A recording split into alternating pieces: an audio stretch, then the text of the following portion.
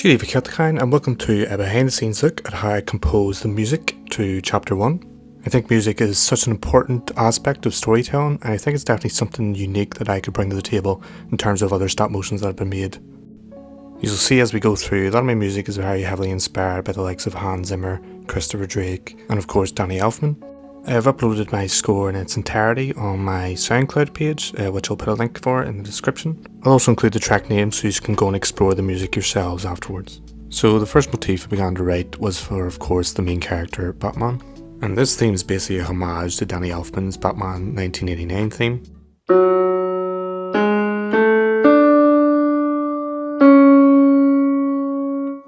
Then I've added a few extra notes just to expand the theme.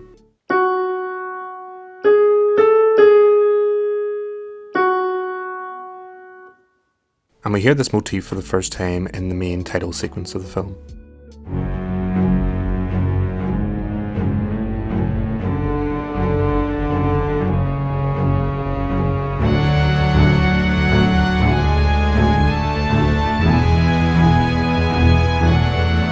I then developed this motif into a much larger theme. I basically wanted an overarching piece that I could use throughout the film for any of the action sequences. But instead of just copying and pasting the theme over and over again, you actually hear the theme develop and evolve throughout the story. You hear the very beginning of the theme in the very first scene of the film in the warehouse. TJ, there's something here. What were those gunshots? You hear more of it during the attack on Ace Chemicals.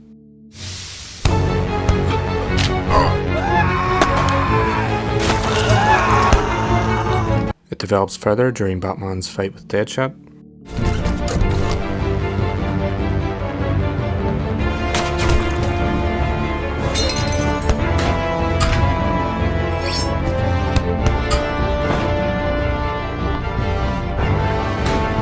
You eventually hear the theme in its entirety in the track Nightfall.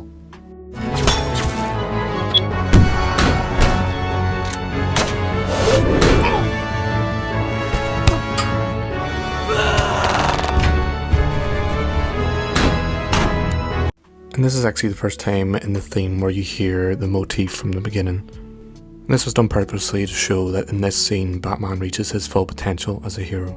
The motif returns for a final time when we see Batman standing triumphantly over Falcone. My God. Is that Falcone? Is that the Batman? Camera feeds down. The next most significant motif I began to develop is what I call the Wayne theme. And as the name suggests, this theme represents the Wayne family, but also by extension Alfred. As by this point in Bruce's life, Alfred is the closest thing he has to his family. Again, it's a very simple motif with just a few notes.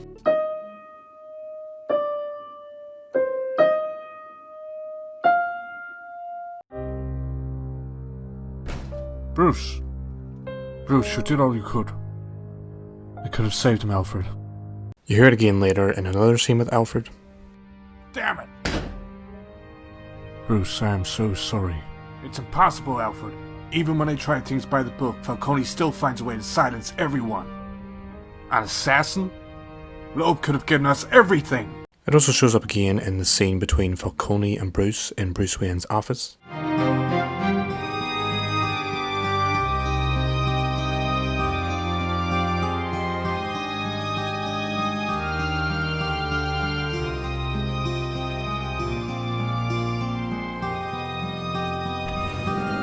Of course the Waynes are very relevant to this scene and the dialogue itself, but the inclusion of the Wayne theme in Falcone's main theme was purposely made to show that there's a hidden relationship between the two families, something we'll explore in chapter 2.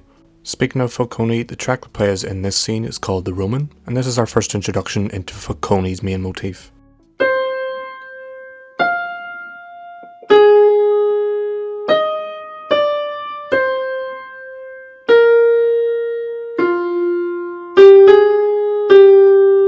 Falcone's theme shows up later in the film during his interrogation scene with Gordon.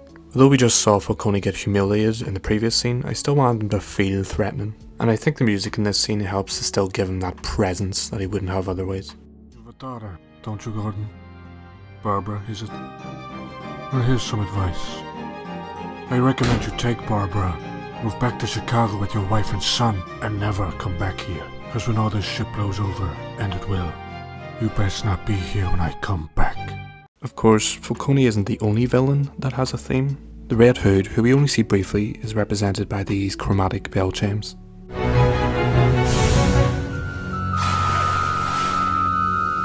Freeze! Any idea where the Red Hood might have gone?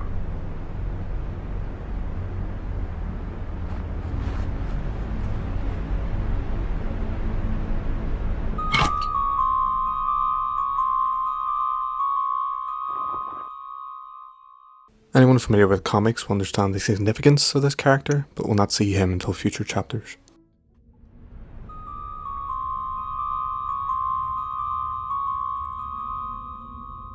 The last character to be represented by a motif is the penguin, we only see briefly at the end of the film. This slow bass that I used was supposed to represent the walk of a penguin.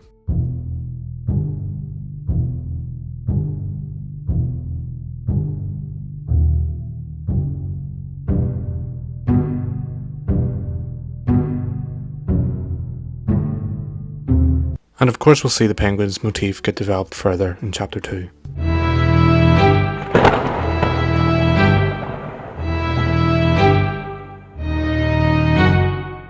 So I hope you enjoyed that little peek behind the scenes of composing the music for the film. If you'd like to keep up to date with some of my future projects, you can subscribe or you can follow me on Instagram at pbjorn. So until next time, Gromagov agus Slan.